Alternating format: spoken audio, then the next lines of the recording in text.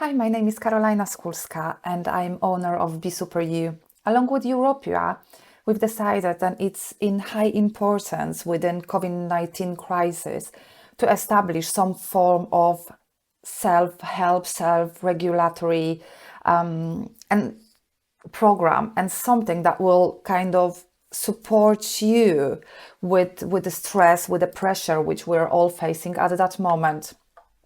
So today I'm going to talk a little bit about what I have combined in order to support you with those very difficult times.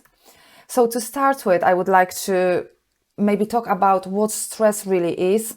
So considering the fact that there is, interestingly, there isn't any medical information or definition what stress actually is, we can say it's either the pressure which we're facing from our outside environment, so from our external environment, which can be our jobs, which can be our families, which can be a crisis that we are facing at that moment, and many, many others, because we're all individuals and we will all perceive stress slightly differently.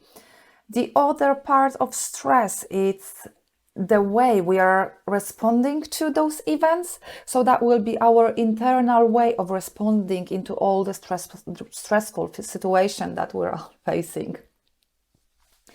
And that is the part that can be trained. So this is resilience. This is when we can kind of support ourselves to dealing with the stressors internally. And that's what we're going to focus on for another few weeks.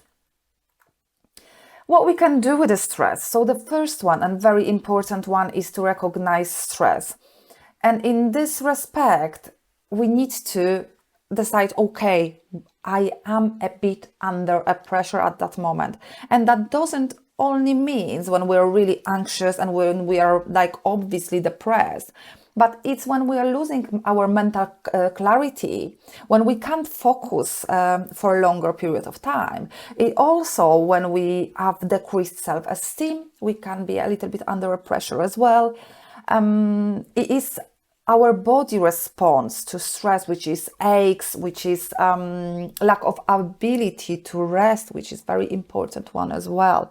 So we need to kind of see and understand them red flags, and then kind of be able to move into further steps, which is reflection. So when we say, okay, that was a bit of tough time for myself, I feel then I am a little bit under pressure. Now I need to assess whether it is an external environment which I can change, because that will be fairly easy just to kind of shift an environment which is causing a stress, or whether I need to work within myself to improve my resilience. And beautiful model that I would highly advise you to check on, it's Gibbs model of reflection. And I can imagine when you Google that, then you will find a template which gets you through certain steps to be able to recognize, assess, evaluate, and then kind of take an action as individual. I'm using that into like in my life in general, just to be able then I'm moving smoothly and I am not kind of getting the same mistakes being on my way, and I feel well. So it's something I really advise you on. However, there are other models, so feel free to explore and choose the best one for yourselves.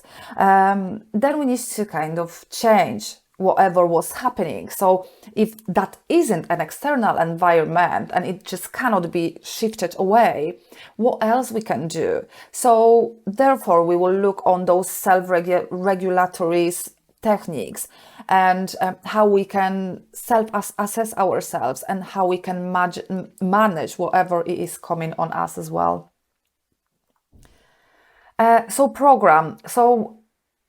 We will look on building up our resilience, but what resilience really is. So the resilience will be combined from like 4 factors. So the first one is our physical body. So if our physical bodies are strong, flexible, and we are feeding ourselves, so we're giving a good fuel to our bodies to run us farther, that section will be like working very well. So we will assess that at some point of our program. Emotional. So how do we manage our emotion? Do we understand our emotion? Do we have any emotional intelligence?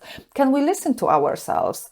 Mental. So our mental ability to focus, to cope, mental flexibility, incorporating multi-points points of view, and spiritual. So our